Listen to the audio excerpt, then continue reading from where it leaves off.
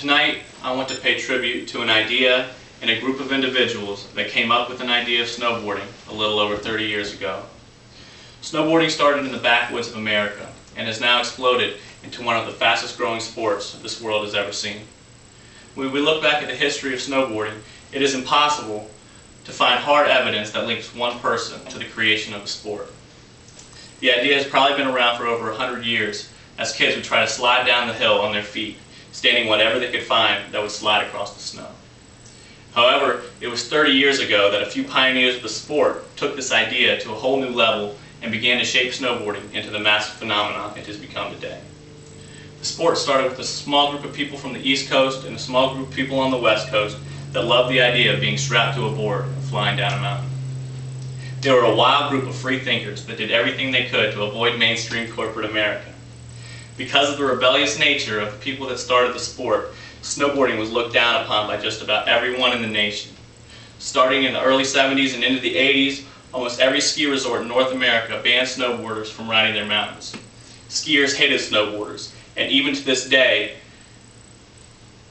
there's a secret rivalry between the two sports. Because this group was so wildly unaccepted, the rebellious nature of snowboarders grew into a stereotype they were almost forced to live up to. When the sport first started to take off, snowboarding, they were just learning how to turn left and right.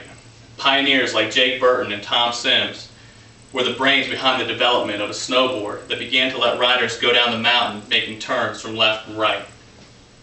Once snowboarders began to get down the mountain with a certain amount of skill and ease, their biggest influence came from a rowdy group of skateboarders that were causing havoc across the nation during the 80s. Both snowboarding and skateboarding had a lot in common, and because they were so similar to each other, many of the concepts from skateboarding were being tried on a snowboard. Snowboarders began to build half pipes and slide across rails. They built huge jumps and launched themselves off of cliffs and over highways. Soon snowboarding began to grow. Resorts realized that this wasn't just a silly fad, but an extreme sport that was pushing the envelope each and every day. Competitions began to form, and resorts began to allow snowboarders on their lifts. More and more people were giving the sport a try, but there was still a negative attitude towards the sport because most of the people snowboarding were young adolescent males with a chip on their shoulder and a nag for getting into trouble.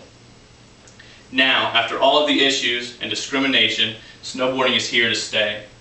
The sport has spread across the nation like a tidal wave and is now well known in almost every household across North America. The bad boy image is starting to fade away as 40, 50, and 60-year-old men and women are falling in love with the sport. As little as 15 years ago, there was probably one snowboarder to every 20 skiers on the mountain. But today, snowboarders are seen everywhere and are almost outnumber the skiers in certain times. If the sport continues to progress at such an astonishing rate, 20 years from now, there may be one skier to every 20 snowboarders. Snowboarding started as an idea in the late 70s, and today millions of people snowboard each winter. It was one of the most watched sports during this Winter Olympic Games, and each year at the X Games, snowboarders are coming up with new tricks that continue to raise the bar for the future. Looking back, nobody knew snowboarding would be the huge phenomenon it is today. The unique freedom people find on a snowboard is difficult to describe, but thanks to a few brave souls with some clever ideas, the sport has become an addiction for many people that travel the world and waste all their time and all their money on snowboarding.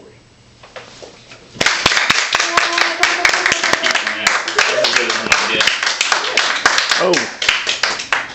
That was very good. Well done. Okay. Okay, Anna wants to do it. All right, first class we're gonna Did you learn get that whole from thing? Let's check. Bob Phillips on a book about Hold on, we're how